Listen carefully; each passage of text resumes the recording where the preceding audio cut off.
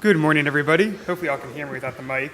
My name is Andrew Ryan. I graduated in 2006, and in addition to my day job with a strategic communications firm here in town, I'm also a regional alumni ambassador with the Office of Career Services and Alumni. As a regional volunteer, we help enhance Spider Pride by increasing awareness and visibility about the university through things like social media and our personal networks. So hopefully you've got some great alums here. If anybody is interested in becoming a regional alumni ambassador, there's a sign-up sheet at the welcome table. We'd be happy to talk with you after the session as well. Definitely would encourage you all to consider joining us. It's a fun group. Also, before I introduce Dr. Hayter, I wanted to remind everybody, especially those who graduated in a year that ended in a 2 or 7, that reunion weekend is coming up. Reunion 2017 will be June 2nd through 4th. It's a great time to catch up with old friends, to reminisce about your experiences at the university. I had my 10th reunion last year. It was a lot of fun, so definitely would encourage everyone to register for a reunion, and you can even stay on campus if you really want to do that again. Now it's my pleasure to introduce today's speaker, Dr. Julian Hader. Dr. Hayter is a historian whose research focuses on modern U.S. African American history, American political development, and the American Civil Rights Movement. His book, The Dream is Lost, Voting Rights and the Politics of Race in Richmond, Virginia, will be available with the University of Kentucky Press in June of 2017. His work has been published in the Journal of Policy History, the Richmond Journal of Law and Public Interest, and the University of Virginia's Institute of Advanced Studies for Culture. He also contributes to several local media outlets in Richmond. Today's seminar will focus on urbanization, urban history, and how both have shaped contemporary American cities, with a special focus here on the city of Richmond, and that we have plenty of time for Q&A after Dr. Hayter's presentation. So please join me in welcoming Dr. Hayter. Okay. Thank you. I guess before I get going, I am not an alum of the University of Richmond. However, I went to a little school up the way, and we can see you from the top of Monticello. On a clear day, we look down and wink and a nod. So thanks for having me. I'll talk a bit about urban history broadly, and then I will burrow down into Richmond as we move forward. As we begin, I'm going to say some things that will seem fairly obvious, but I hope to convince you that sometimes it's the obvious that we take not only for granted, but sometimes needs the most interrogation. For instance, I'll start off with a question, right? What are cities? That's a real question, by the way. What are cities?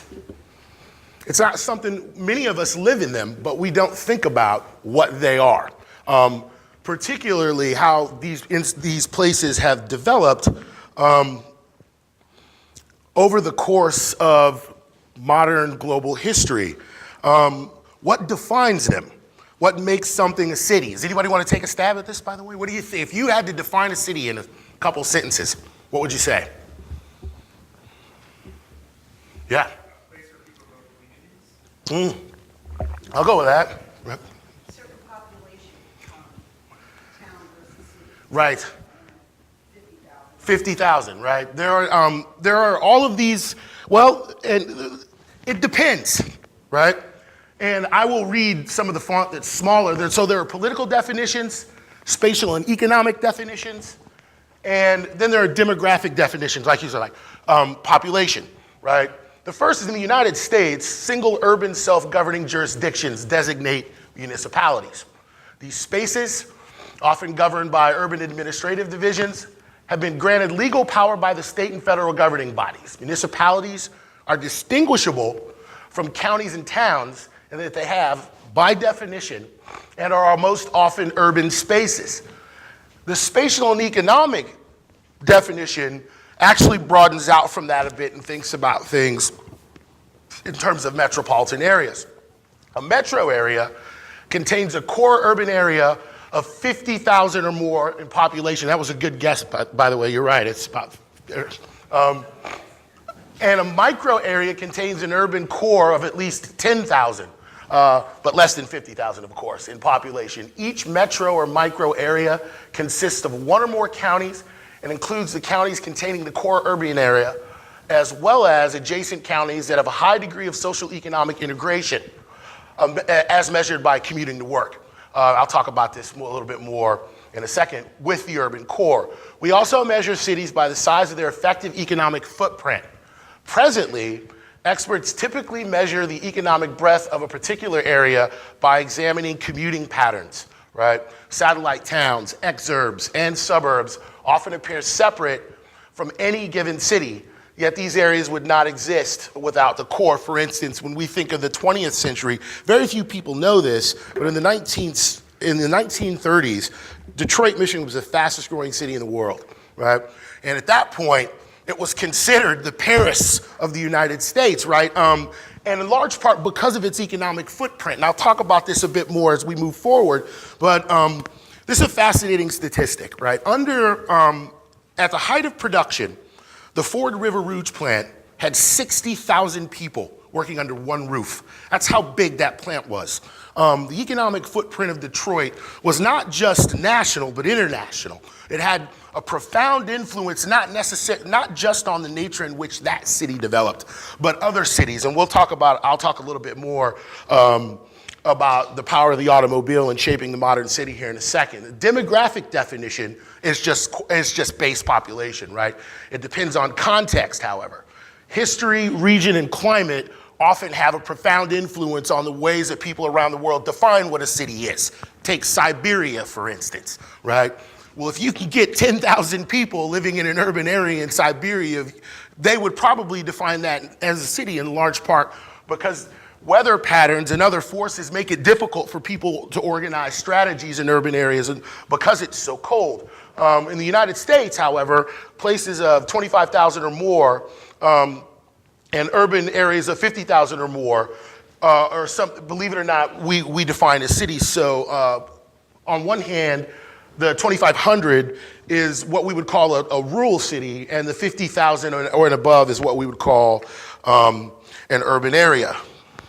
But nowadays, it's not just about these areas, municipal areas that we define as urban, right? Cities are now defined by what we call suburbs and even more importantly, exurbs. And Richmond probably is a really good example of this. Many of you well know, that the counties, Chesterfield, Henrico, Hanover, are part of this kind of metropolitan ecosystem. But even places beyond those counties, some urban historians and geographers count as part of a metropolitan area. So suburbs, in many ways, are what we refer to as mixed-use residential and business areas that are part of an urban area and or exist as a separate municipal community within a metropolitan area largely. And these areas are sometimes characterized by lower population density in comparison, of course, to their urban counterparts. And they first emerged with the rise of modern transportation, for example, railways, trolleys, and later automobiles. For instance, right? Very few people would think of it this way, but the area surrounding Monument Avenue at one point would have been considered a suburb, right? Particularly in relationship to how small Richmond was at the turn of the 19th century. So that area, in large part because it was accessed first, better accessed by trolley cars, would have been considered a suburb. Of course, as cities grow, these areas become eclipsed by that growth, so we don't think of it nowadays in those terms, but railways, trolleys, and later automobiles really begin to reshape and reimagine, or allow people to reimagine what we think a city is. And this gives rise, of course, to commuter culture. And commuter culture has a profound influence on what we call exurbs. And exurbs are, by strict definition, prosperous commuter towns that exist beyond city suburbs. And these spaces are often more rural than their urban and suburban counterparts, but are still linked to heavily populated areas. In these areas, commuting is the driving economic function. We've all been to one of these places.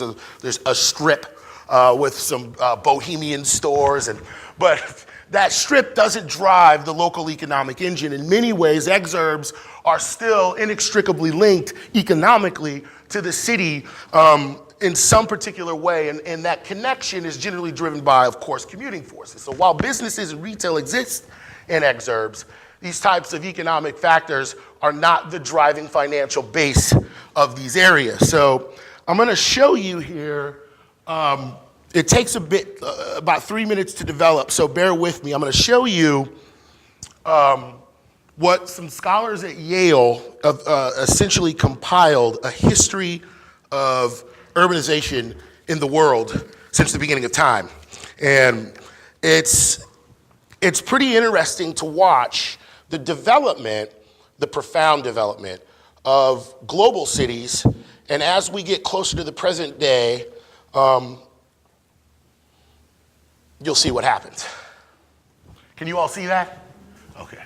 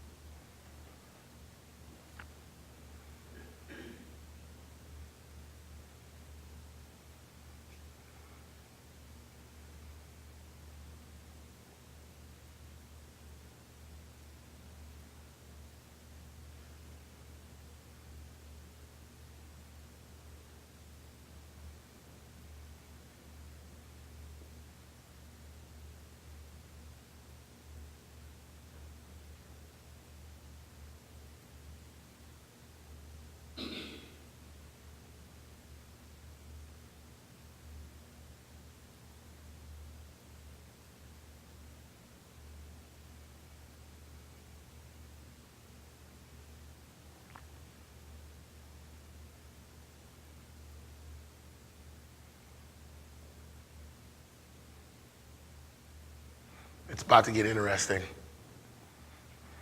Not that it wasn't before.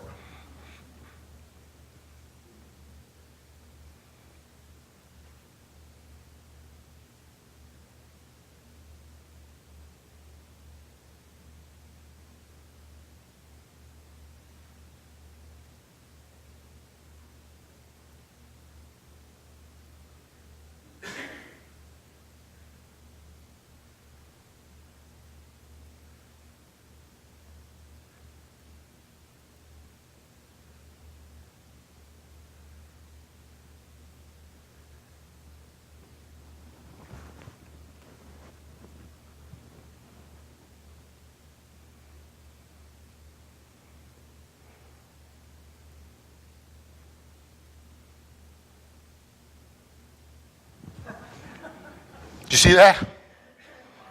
What happened there? That's in the last 200 years. There's been a massive explosion of urban growth. And the point is, very few of us think about why that happened, how that has shaped the way that we live, but more importantly, what are the implications of the future of that type of urban explosion? More human beings live in cities now than rural areas. And barring some type of future catastrophe, the trend doesn't seem to be stopping at any measure. In fact, it's speeding up. For the record, by the way, they defined what was a city in that video and by the ancient era, which was 10,000 inhabitants. And then when they reached the classical area, they bumped it up to 100,000. And then when we got to the modern era, they bumped it up to 1 million. So there are all of these era-specific ways that scholars went about thinking about what you saw on that map. Well, why is this happening? And transportation, technology, production, and health and hygiene have made it a lot easier for people to live in proximity to one another. And cities in this way represent the big forces at play. And believe it or not, at the present moment in the Western world, they're safer now than they've ever been. One of the hardest things for me to convince my students of is this, that there's no such thing as the good old days, right? And like, I'm a historian, so people say, well, if you go back at any time in history, what era would you go to? None of them. I wouldn't last 2 weeks. I couldn't drink the water, I couldn't eat the food. You have no idea what New York City smelled like in 1870 and how dirty it was, right? In large part, the cities now, especially in the Western world, are a lot safer than I think we even recognize. As particularly if you go back in history and you look at the nature in which people lived in London, for instance. People had to actually worry about epidemiological concerns that may still be around, but not at the degree that they were 200 years ago. People died from waterborne illnesses at a rate that to us seems absolutely foreign, especially in this part of the world. Now, you might still see that on the subcontinent and certain areas in South America and Africa, and to a lesser extent, Western China and Southeast Asia, but not to the degree in which historical actors had to deal with these problems. And what we're dealing with now is what we call urbanization. And at an unprecedented rate. And I'll ask you some questions at the end about how this might challenge the nature, and like everybody's talking about, like, oh, the world is overpopulated. Not so much. It's been redistributed, right?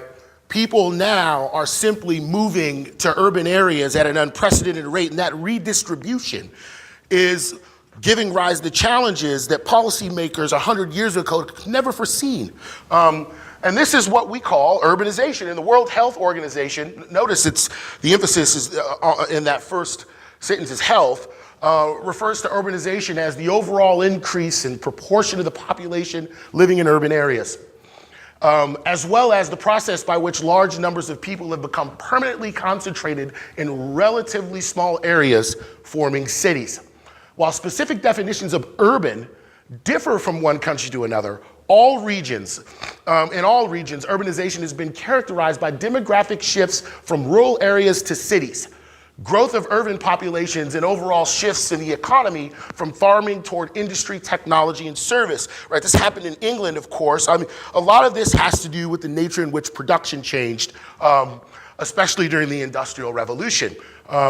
People used to make things in their homes. The process was called putting out. Well, as machines began, automation and mechanization took over that process. It was no longer economically viable to live in the country. So people, in some ways, when we talk about the nature in which people migrate to cities, we often talk about it in terms of push and pull forces, right? Whether or not people are pushed out of rural areas by economic forces or pulled towards cities for opportunity. We also talk about immigration in this way.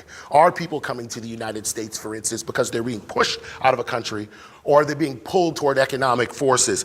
In many ways, those two are often work in a symbiotic relationship, but not always. So the process is not uniform, by the way, this urbanization.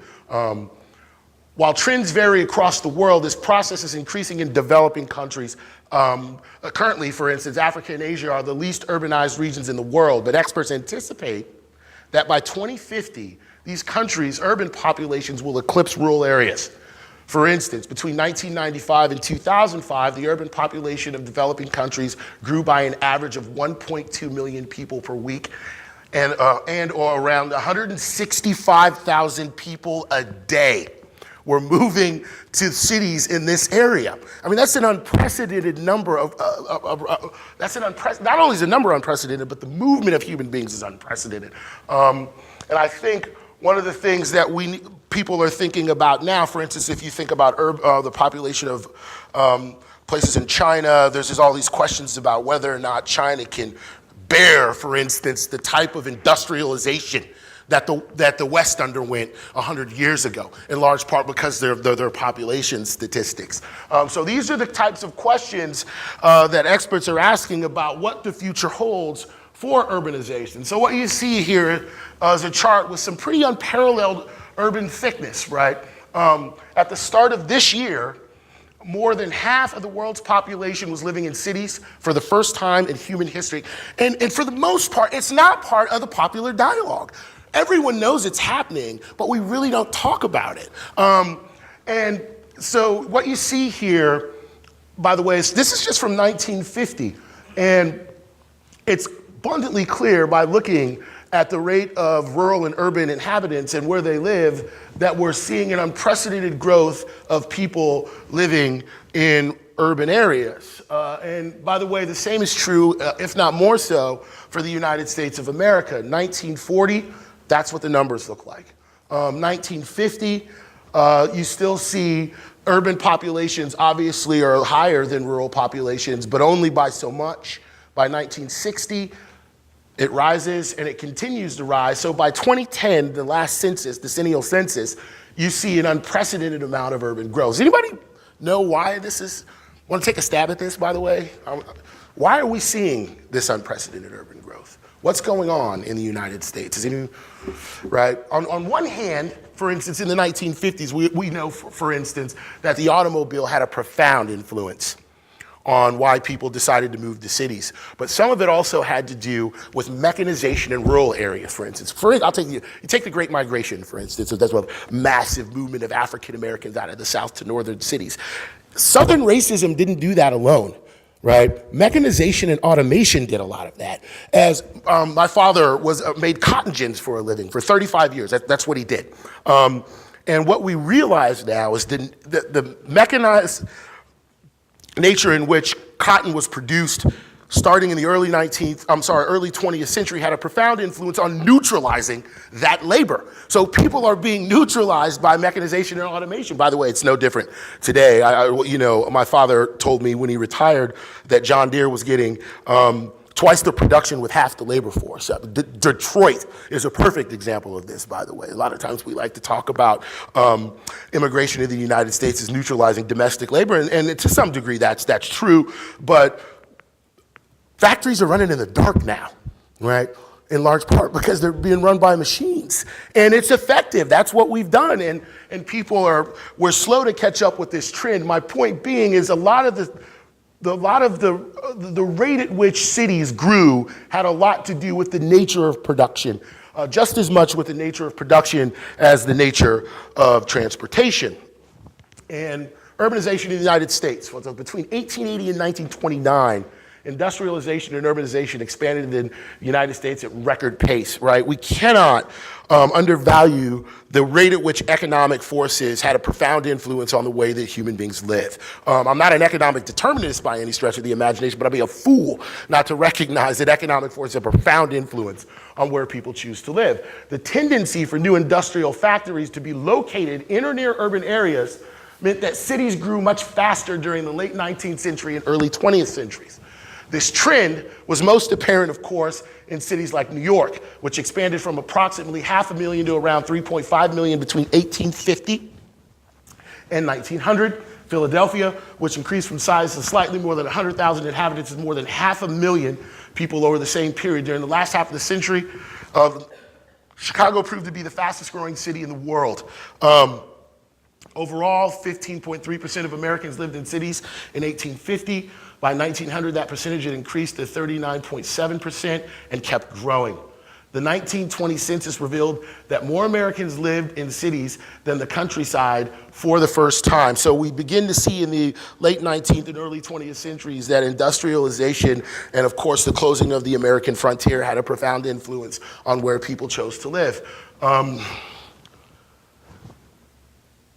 Four things that profoundly shaped this process: the New Deal, slum clearance and urban renewal, the automobile, and suburbanization, right? You can't have a conversation about why Americans chose to live in cities without these four factors. Of course, there are others, and one of which I just mentioned were the economic forces, but these have a profound influence. So we'll talk about Richmond. Very few, right? Richmond was an industrial city at one point, right? It was the capital of the Confederacy, right? Not only was it strategically positioned in proximity to Washington, D.C., this is where they made stuff. The types of things that fuel wars, right? So Richmond had been the center of industrial production in the South before and during the Civil War.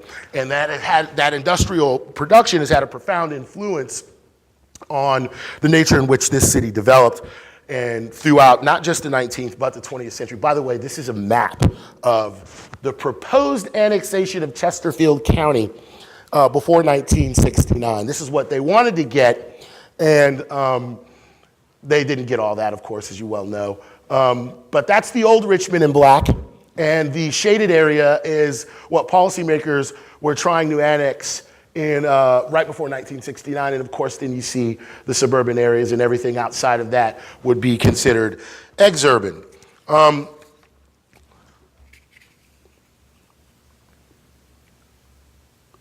I'll say this about RVA. On one hand, Richmond is inextricably linked to the establishment of American independence, right? We all know this. Patrick Henry delivered his celebrated Liberty or Death speech atop Church Hill at St. John's in 1775. Lawmakers signed Thomas Jefferson's Virginia Statute of Religious Freedom in Richmond in 1786.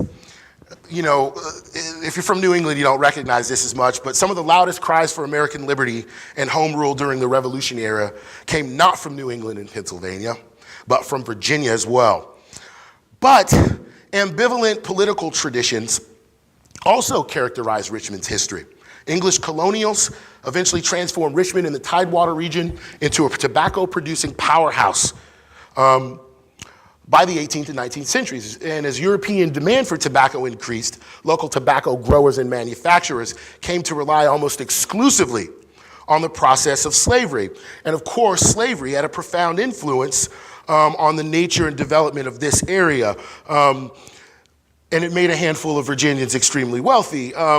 And unfortunately for this city, it had a profound influence on the way the city developed well into the 20th century. There's really just no way to talk about Richmond's history without thinking about these things. If I were talking about Boston, I'd be talking about completely different forces, but I'm not talking about Boston. If I were talking about Los Angeles, we'd be talking about different forces, but I'm not talking about Los Angeles. I think in many ways, we don't bring up race in Richmond as an addendum or a footnote to history. We bring it up because that's how historical actors thought about the world. And if you want to deal with historical actors, in many ways, you have to deal with them on their own terms. That's just how it is. As uncomfortable as it may be at sometimes, you've got to look through, and I'm not here to condemn historical actors, by the way, as much as I am trying to understand the way they thought about the world. And this is the way they thought about the world in the late 19th century. In fact, mid-20th century policymakers designed the city with a lot of these things in mind. So I'll flip through these are the forces I'm going to argue here within the next several minutes that I think had the most profound influence on many of the things that continue to characterize Richmond's development to this day. The first is redlining. I'm not going to read through this, I'm running out of time, right? But redlining was a process in which the federal government decided to meet the challenges of the New Deal and the foreclosure crisis that characterized the Great Depression by pumping money into the real estate industry. And what they did is, in order to stave off foreclosures, they came up with what they called residential security maps. Blue were areas in good standing, green areas still in good standing, but not as good as blue, yellow, not good standing, and red, bad standing. And what they did in yellow and red areas, in effect, was local lenders would essentially not grant out mortgages or jack up mortgage rates in red areas because they were risky, right? So on one hand, it made economic sense, but historical actors also thought about these things in terms of the forces that shape cities. Cities are never blank slates, right? So this is Richmond's redlining map. And you don't have to be a genius if you're from this area, if you've lived here for a while, to figure out where the redlined areas are, right? They're still probably some of the most vulnerable communities in this city to this day. What it meant back then was if you lived in that area, regardless of how much money you made, it was almost impossible to get a federal loan during this time. So these areas over the course of the 20th century were in effect systematically disinvested in, right? Because it was nearly impossible to get a loan in these areas. So it affected the development of many areas in the East End, the South Side, and closer to the city's core. And then the federal government realized that cities were terrible places to live, in large part because they hadn't modernized by the turn of the 20th century. So the Federal Housing Act of 1949, for good reason, by the way, decided we got to modernize these cities. And what they did was they created a stream of revenue to America's cities. And this growing stream of federal aid allowed the nation's cities to not merely modernize, what were then congested, often slum-ridden and poorly planned cities, but also embark on campaigns of urban redevelopment. In order to receive federal funding for urban renewal, Washington required that cities develop urban plans or development plans from public renewed agencies and create apparatus to acquire devalued property. For instance, Richmond does this in the late 1940s. Richmond had a 32-member bicameral city council before it overhauled its system in the late 1940s. They did what was called a charter reform. There were 32 members on it. I can't imagine how anything got done, by the way. I was 32 politicians in the same room, right? From wards, are you kidding me? So what they did in the late 1950s is they streamlined the political process and they drafted what's called a council manager model for city government, and they came up with the idea that 9 members of city council would be elected at large. And that, by the way, they had that system until 1977 when the federal government made them change, in large part because of the annexation of Chesterfield County. We still have that system to this day. That's Church Hill, by the way. This is what slum clearance was meant to address. So what ends up happening in the mid-20th century? If you were to walk through Church Hill in 1930 or 1920, maybe even as late as 1940, it really would have looked like a Brazilian favela. It doesn't look that way now, but it would have looked that way back then, in large part because people who lived in Church Hill had to, before automobiles, had to live near the point of production. And the point of production in the city of Richmond has always been, especially before the electrification of the cities, close to waterways. So most of the industrial production in Richmond happened near the James in places that were hot, malaria-ridden, and African Americans generally were a lot of the people that worked out. So they built these kind of haphazard homes in Church Hill, and people realized that they were dangerous. So the federal government local people or local policymakers with the help of the federal government in the 1940s and 1950s, we got to do something about Church Hill. So they level it. And this process of slum clearance on its face is a good thing. The problem, however, is because of restrictive covenants in the city's longstanding history of residential segregation, the people who were moved from Church Hill were only allowed to move in particular areas. They struggled to find places for these people to live. And between the 1940s and the 1970s, Washington subsidized urban developers and instructed construction firms to clear what I just showed you, right? In many cases, America's slums were often near cities, like I just said. And while the criteria for blight was often vague, poor, in this case, likely minorities in Richmond and Boston, it would have been Southeast, communities were often the first on the chopping block, and largely because they were the closest to the point of production and often in the most ill repute. And as it happened, these were the very neighborhoods that had been critically underfunded, of course, by New Deal housing programs. These efforts decimated what became known as the American inner city. And between 1949 and 1965, for instance, in Chicago, people evicted 1 million people in the city's core center alone, and they had to find places for these people to live. And of course, what they do with the Federal Housing Authority and with the help of the federal government is create what became known as housing projects, right? Some of the places nowadays associated not only with crime, but generational poverty and the like. So these are the kind of structural big forces at play that give rise to many of the neighborhoods that we're all familiar with, but we don't know exactly how they came about, right? And that's pretty much it. And this is what the squalor would have looked like, by the way, in Church Hill in the late 1950s. This is from Ed Grimsley of the RTD. He wrote this article in 1959. There were 7,500 homes in African-American areas, for instance, that were overcrowded. African-American homes in RVA. Think about this. This is 1959. 13,000 without indoor toilets. 13,000 without private baths. 2,600 without running water. 20,000 with cold water access only, right? So these are the things that policymakers go and they say, we've got to do something about the nature of these neighborhoods, right? And this is the blight. The city of Richmond there were no modern sewage systems in Church Hill, by the way, until 1953. It's quite fascinating. Anyway, the automobile. Like other forms of transportation, this thing revolutionized cities, but not without cost. That's the actual plan for the expressway in Richmond. This is what policymakers, this is the draft. And what they did when they built this system is they often forged freeways in not only on the most convenient places, but in many cases in areas that were occupied by the most vulnerable communities. And so to make travel in cities more accessible to people who were moving to the suburbs, these are the types of plans that policymakers in cities like Richmond devised. And it's not exclusive to Richmond, by the way. This is America writ large. Dwight Eisenhower, the federal government, pumped millions of dollars into the expressway systems of the 1950s. And those expressway systems had a profound influence on suburbanization. I'm gonna just, this is as easily as I can say this. Suburbanization in the 1930s through the 1970s was the biggest human migration in global history, right? Ever. More people moved to America's suburbs than en masse, right?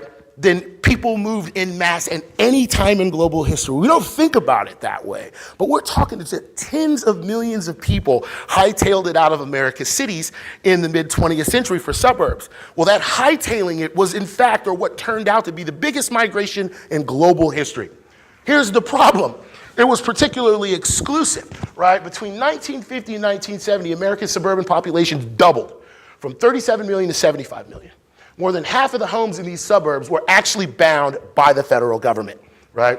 Local and federal officials guaranteed no mortgages in redline districts, zero, right? Federal officials underwrote well over $100 billion in new housing between 1934 and 1962 to incentivize people to move to the suburbs. Only 2% of that $100 billion went to racial minorities. So it's chock full of all of these people bring their biases to bear in the mid-20th century on the ways the cities develop. They can't help it, right? And unfortunately, that had a profound influence on the way these cities develop. And that's what we end up with. I'll leave it there. I hate to start on a bad note, right? But what I want to say is, we study the way that America's cities develop to see how people thought about reorganizing the way that human beings live. And I'm not saying this in so much as to condemn them, but to think about the ways they thought about the world shaped the ways they thought about cities. And the ways that we think about the world shape the ways that we're going to design the cities of the future. I always tell my students, people have lived and died on this planet believing in things that we now know are categorically false. Right? And people 70 years from now will be like, I can't believe that stuff. I can't believe they believe that stuff, right? So we study cities in this way to think about historical actors thought about the world, and hopefully that we're a little bit more conscious about the ways that we think and how the ways that we think influence the types of ways we devise strategies to meet the challenges of the future. Thanks.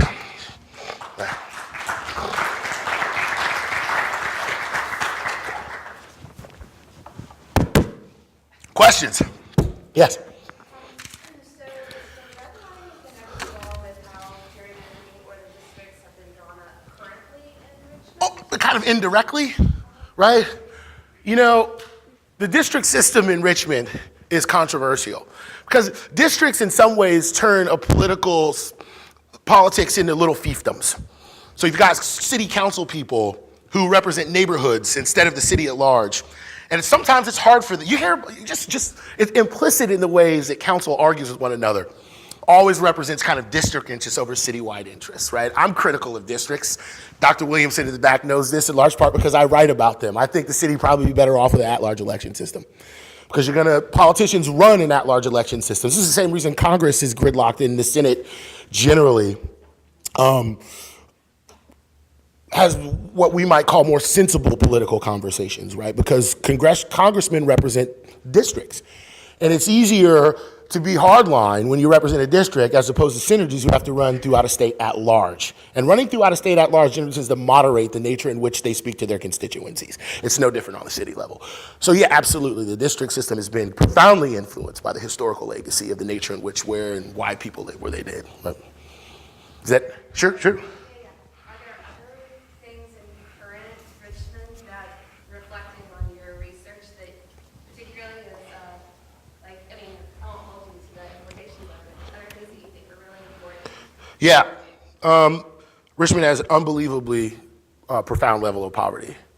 And as people begin to move back into the city, right, we're starting to see this new trend where people are doing away with their previous generations' belief that the suburbs are, I mean, these young people are moving into the city, and when they move into these cities, the proximity now, it's harder to ignore what's going on in many of these cities. We're not from Richmond originally, right? And but our daughter is in RPS.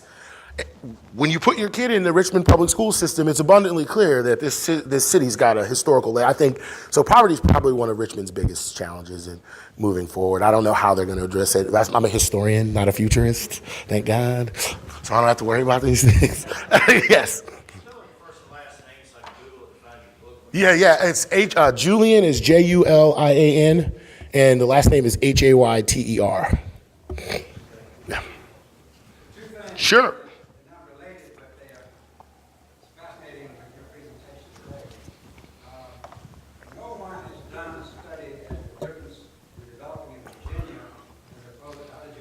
Right.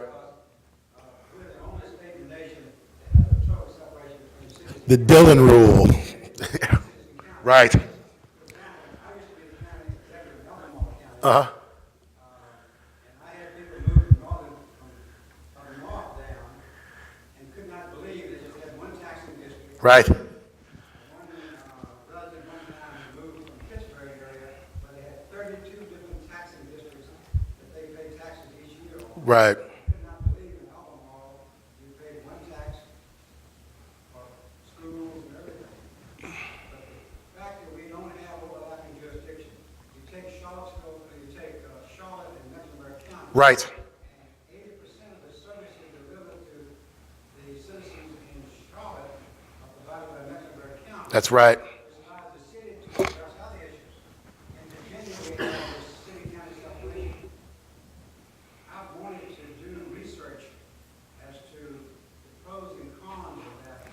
Read my book. I haven't gotten to that one yet. Right. Second part, you mentioned something that was fascinating. In the 50s, the late 40s and 50s, urbanization began to occur. I did research in my little rural community where I grew up. 26 went into service during World War II. Did they come home? All of them came home, Oh. except they didn't come home. Only 12 came back to farm. Right. The rest stayed in the urban areas. Yep.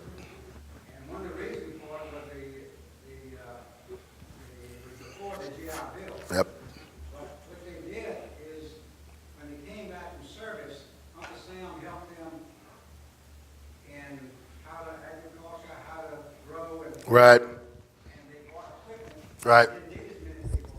But the others stayed in the urban areas. You know, So it had a big impact on the urbanization that occurred because they came back productive people. They didn't have to be reprogrammed. They just went to work. and they had very few people recognize when you look at a map, it was easy, only until recently was it easier to travel by land than water, right? It was difficult to travel over land. And when the federal government began to build highways, people who had been in rural areas now had the ability to be more mobile via the construction of these roads. So people exercise those options, right? It's fascinating the nature at which that has a profound influence, not just on where people choose to live, but American culture. Because we all know that the automobile becomes a symbolism of not only freedom and youth, but of American identity. And the 1950s, a critical point, a turning point in this country's history, especially as we start to think about where people choose to live and exercising options about whether or not they want to stay in rural areas or move to cities. Yep. Last thing. Yep. If you look at the positive and negative impacts of the public housing that occurred in the 50s, to the extent of saying whether it was in the long term an asset or a liability. So what we find is if you recognize the nature in which many of these neighborhoods looked before they built public housing, some people actually wanted to move into these places. This seems unimaginable to us because now we know what happened. But if you came from an area like Churchill and you saw that picture, a public housing unit represented modernity to you. So it seemed like a good idea.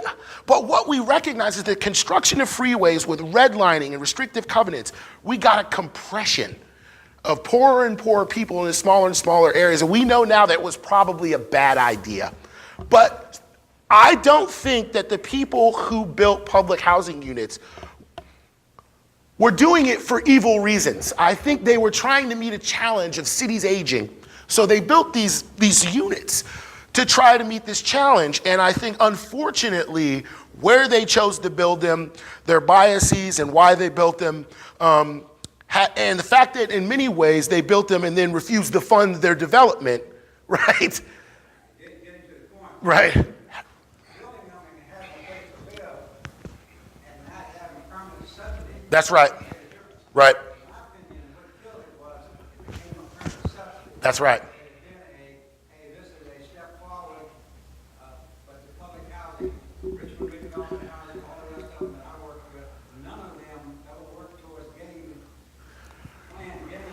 Yeah. out of the public housing into a private sector. There's a really good documentary called The Pruitt-Igoe Myth, and it talks about why America's public housing system failed. It really does a really good, it's in St. Louis, by the way.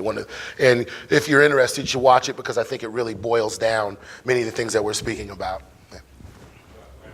Just to answer my question, I was going to speak on public housing, so I guess I can change the question. If you have a crystal ball, the rate of poverty is high, primarily because of those public housing. Right? Yep. What would your scholarly suggestion be? I have an opinion that they should be gone, and we should make some adjustments in terms of that transformation. You know, I'll give you a perfect example of how I think about this, right? So in the United States, we like to talk about like black on black crime, for instance, right? There's no such thing. There's just crimes of proximity. Poor people generally tend to prey on themselves.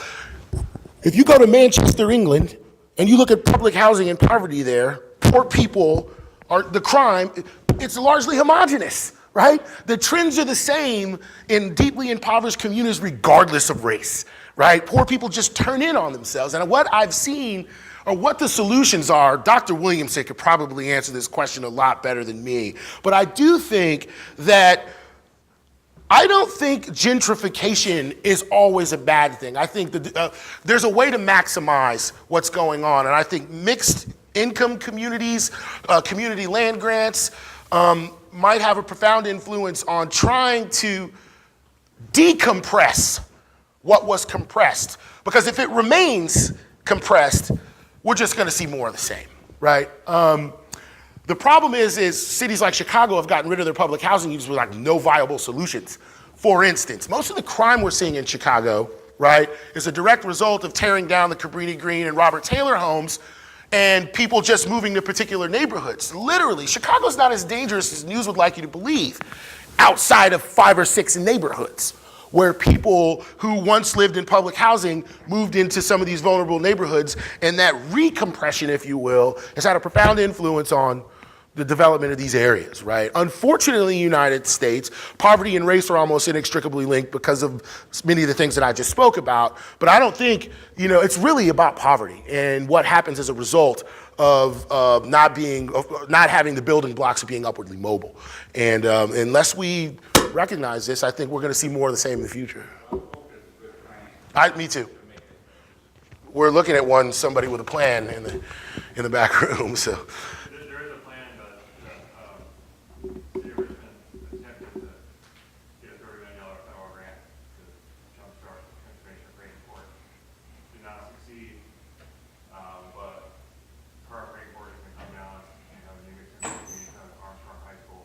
But the rally is it takes $200 million to redevelop Right. a single community. We have 6. And I think if you looked at that timeline I showed at the beginning, one of the things I think implicit in that timeline is that as human beings begin to converge on these urban spaces, it's abundantly clear that the strategies that we devise to meet the challenges of the compression of poverty are not going to work in the future. Because there are just more people living in these areas. So it's going to be interesting to see how we deal with this. Yes? There was a piece I heard on public radio not long ago. They were talking about a lot of the larger cities, and one of the issues they were facing is the fact that you had the wealthy moving into cities, and I was in London recently, Right. Complained about the fact that foreigners would buy properties, run the prices way up. Okay. And now you lose the middle class. That's right. In the cities because they couldn't afford the housing, and you were left with the poor and the rich. Yep. And that was an issue that was formulated. So that's happening here in Richmond. You know,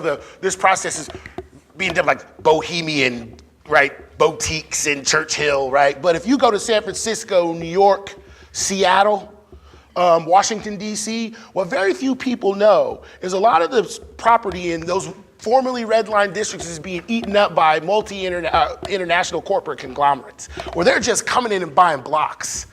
It's the same trend that's happening here. It makes the city unlivable, right? I've been to London. I mean, I barely got out of there with any money, right? And what we're seeing now, and you know, my aunt bought a house in Seattle, Beacon Hill, which was a predominantly African-American neighborhood when she bought that house in 1970, I think the early 1970s, I'm not sure the exact year. I think my mother told me she paid $38,000 for that house.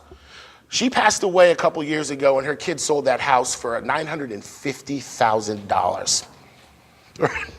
They came up like a fat rat, but what that means is it's almost impossible for anybody to move in that city now. Working class people are struggling to live in many of these cities now, so they're moving to the suburbs. The actual economic nature of suburbs is changing, right? What I think we're gonna see is that the poverty is gonna increase in Henrico and Chesterfield County over the next 20 years as people get pushed out of cities because they can't afford to live there, right? How do you think about the expansion where it's a blend now of traditionally urban core cities and suburban areas? Yeah, You know, you've seen these mixed-use communities. Right. You've seen all these different, but then this notion of negative problem. right, Convergence of a northeast corridor. right. How does that all play into your I think it's pretty interesting, you know, because, for instance, as far as I'm concerned, they need to stop calling Northern Virginia, and just call Southern DC. Because it's more like DC than it is Virginia, right? But it's all the way at Fredericksburg now.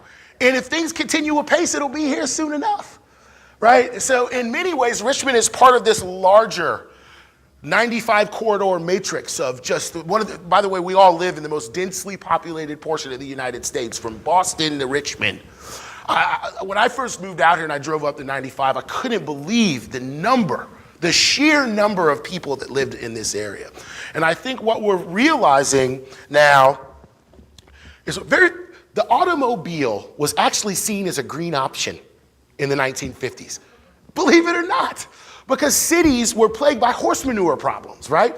And they're like, oh, thank God we've got an alternative, right? And now we're recognizing that while the automobile liberated the American city, it might not be the solution going forward in the future exclusively. So I think we're gonna have to reimagine the path-dependent approach we have taken to transportation in the United States over the last 30 years and say, is there something new? Is there another way? And I think technology is also having a profound influence on this. I went to a conference with somebody in California and see their faces, right? I don't even know why anybody travels for business anymore, right? It's like, can't you just like Skype, right? So I think technology is going to have an influence on this, and it may be that technology neutralizes some of this density, if that makes sense. I can take another, yeah. I'm talking now. right. Sorry, Josh, right? Yes. What areas in Richmond neighborhood do you feel like is the most healthy? Well, I live in Carytown. Some of these things that you like. I live in You talk about basic income neighborhoods, stuff like that. Like, what area is? I live in one, the Fan, Carytown. That's what Richmond looks like. That's the future of Richmond to me. My neighborhood is very interesting in large part because there are people who have been there for years, and then there's us and younger people. And I mean, I actually talk to my neighbors, right? I was just out talking to my next door. He's 30 years my elder, right? And I think we're seeing this moment of cross-pollination that's not quite happened before in Richmond. It's fascinating. And in some ways, I think the South is going to lead the charge in this in ways that places like New York cannot, in large part because there's such a premium on land. And I think if we're mindful, I think the South might be the future laboratory and if you look at some of these neighborhoods, I mean, Carytown, Church Hill, they're all moving forward in a direction that would have seemed unimaginable 30 or 40 years ago. But for forces, unforeseen forces that people, some of this has to do with redlining, by the way. The reason why all these businesses are opening up in Churchill is because the property values have been so low for so long, people realize the economic incentive into these places is just too great. So what happens is these mom and pop stores can reopen because they're not being built by rent prices, right? I mean, I've got family on the West Coast, and you'd be surprised what a $3 million home looks like in San Francisco. It's modest, right? I mean, it's modest. And my uncle owns a string of dry cleaners. I'm the first to say, oh, I bought a new house. It's gorgeous. When I'm like, this is what you got for all that hard work? This is a shack, right? I'm like, I don't know if this is going to survive the next earthquake, Uncle Gene, right? You need to come to Richmond. You get a lot more money. You can buy the whole block for what you pay for this house, right? It's like, and I said, but ultimately, I think, I do believe, I love the pedestrian culture in the Fan and in Carytown, and I think those are the neighborhoods that are, even Scott's Addition. It's former industrial area, right? That for years was the kind of economic engine of what remained of the industrial Richmond. And as that's dried up, it's become, yet again, fashionable, economically fashionable, first of all, to move back into these areas, right? So what you're seeing now are these microbrews. I don't know how many the city can withstand, though. How much microbrew can you drink, right? I know. It's a terrible thing. Yeah. I'd like to do a 180 on you. Sure. And I think, what you're talking about, especially on the last couple slides about the urbanization of the United States, the 180 is the rural section and how much, and I had 15 years in Austin County and meatpacking. Yep. And I think it's the corporate farming that is allowing fewer and fewer people to provide for the rest of us. Because guess what? Most of us like to eat 3 meals a day, and at least have animal protein for those 3 meals. You're pulling on my heartstring because I'm from the Midwest. And any Midwesterner knows that mom and pop farms have been gone for a long time, right? You can't go on a farm now without a sign from DeKalb or from Monsanto. It's just over, right? And in Virginia, if you do see what was once a mom and pop establishment, usually it's an organic farm, right? It's just the nature of agricultural production has changed in a way that may have seemed unimaginable to someone who farmed in the early 20th century, right? I was working for the people like Purdue and for IDP, and what most people here don't realize is they own the animals. That's right. They own the grandparent stock, which also means that they have the expertise and they have capital. Right.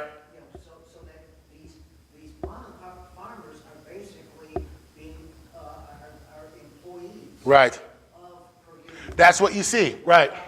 Yep. So these, corporate, and it makes economic sense for the corporations, but what it means is many of these mom and pop agricultural, or many of these mom and pop farms are actually working for a larger corporation now. They've been bought out, if you will.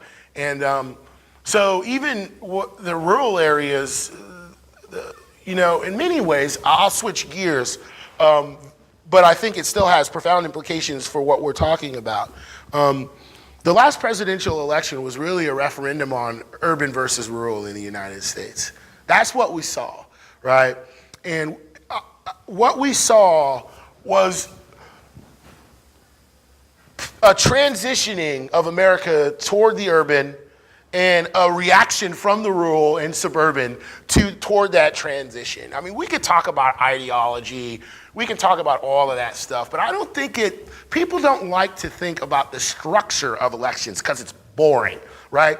But the structures and the nature we elect our public officials has a profound influence on what they do and do not choose to talk about. And, you know, I broke my students' heart when I said this. I said, you know, you may not like what I'm about to say, but somebody on Donald Trump's campaign recognized this, and historians are going to write about that as a brief moment of brilliance. But because they saw the demographic shift and they recognized the nature in which the Electoral College worked, and they manipulated it to that man's advantage.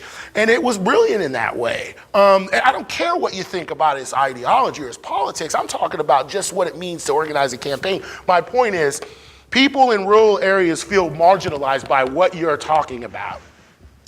And it's had a profound influence because they feel like they're being left behind by this movement into America's cities. And we're seeing a reaction, right, wrong, or indifferent, from these areas in large part because they've been not only marginalized by the urbanization of this country, they've been marginalized in many ways by the fact that there's not much out there economically for people in many of America's rural areas. That's a good point. Right. In Virginia, for example, one of the biggest possible assets of the state has is the rural areas, and no one knows what to do with it. Right. 60% of the individual owned land in rural Virginia are owned by people over 65 years of age. Yep.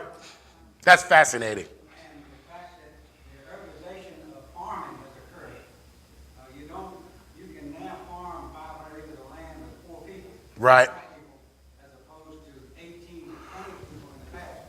But the 6% of our land is owned by 65, and there is no plan for utilization of it. It's just that. I got it. You drive through the area, for example, Right. and it's depressing on one side, and on the other side, I look and say, well, I got it. Look at the asset here, we find the utilization for it. Right. Now, I think I know what the strategy is, by the way. give an example. Right. Microsoft moved down into Dinwiddie, into the Lake Gaston area, and the other lake and Bugs Island, and built this huge plant. $600 million plant. How many people work in there? 70 people. That's what I'm saying. Right. I asked that question for a reason. Right. Yeah. Here's the point, when they built it, everybody was excited, look what they got here.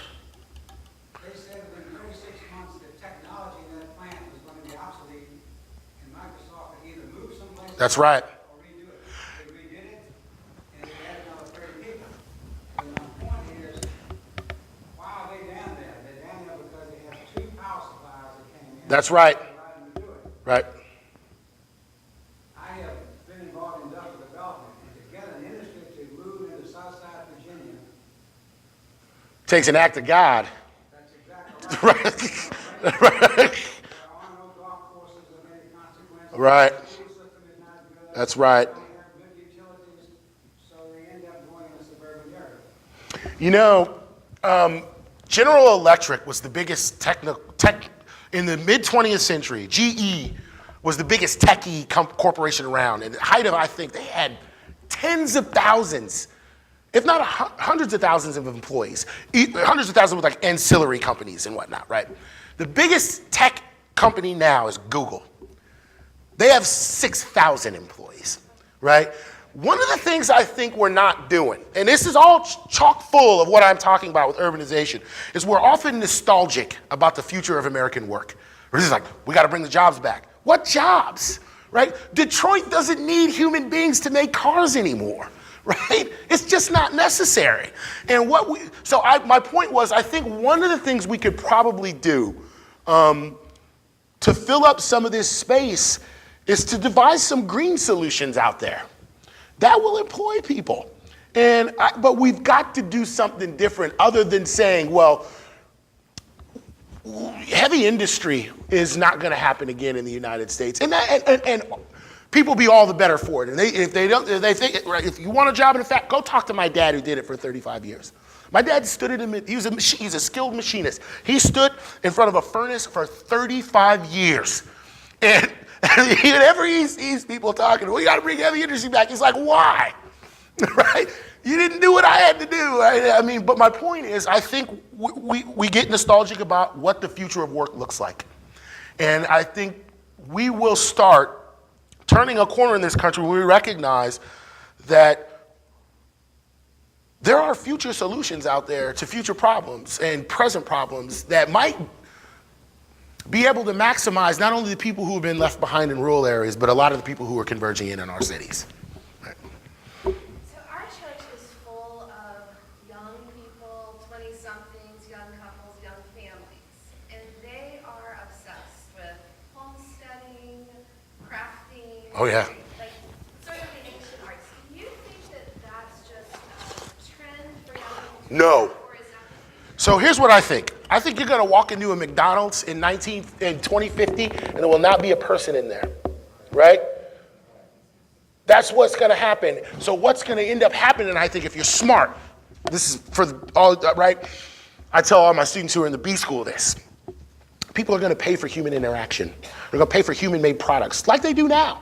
There's a reason why we put a premium on craft. Because everybody kind of sits at a standardized desk in their standardized life and their standardized clothes have been made by a machine. And if you got a little bit of extra money, you can pay for something handmade, right? And I think that's gonna become even more of an issue in the future as we have less and less human interaction at the point of sale. Because machines are doing it, right?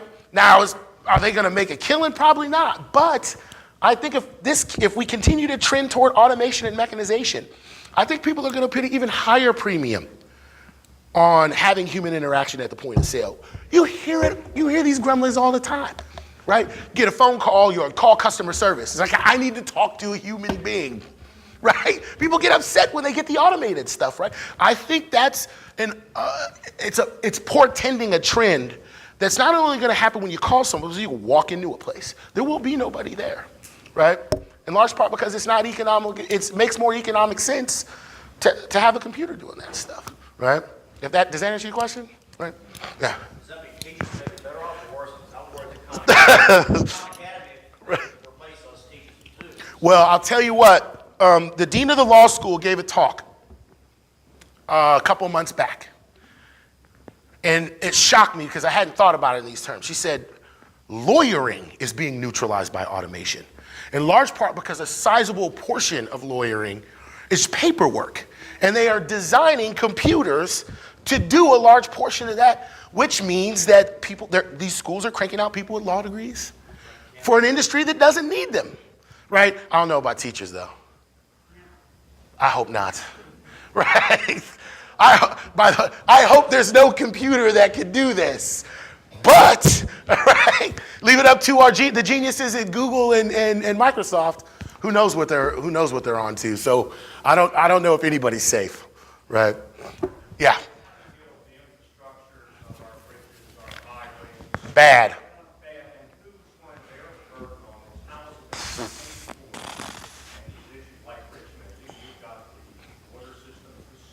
Right. Right. What? So this is why I think urban history matters, or at least understanding a little bit about the history of urban history, because you realize that the infrastructure we built to make America's cities is important, right? It made cities more livable. We can't then let that disintegrate because we don't want to pay taxes or find viable ways outside of the tax system to at least do the bare minimum to maintain this infrastructure. I think some of us take for granted if you listen to the political dialogue, what it is like to live in a modern city. And these not only were these cities not made organically, they don't evolve organically either. They need to be engineered to be more efficient and maintained, and that costs money. Well, you can't do it with a tax revolt. I think we are. The writing's on the wall. If you look at the data from the Department of Transportation, for instance, about the problem with bridges and roads, and it's abundantly clear that we're not paying for.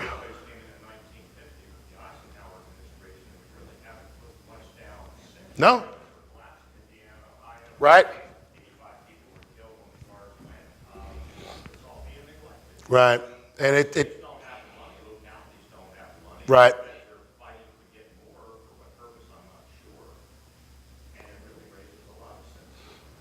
We don't, and this is why I think more and more of us know less and less about the urban spaces that we live in. And I think, as I'm an educator, so I come up, as hammer nail. I always think more education is the solution to every problem. Of course, it's not the only one, but I do believe, situational awareness and historical literacy actually might do some good on issues of this nature. You're welcome. Well, I want to take a moment to just thank Dr. Hayter for being with us again today. Thank you.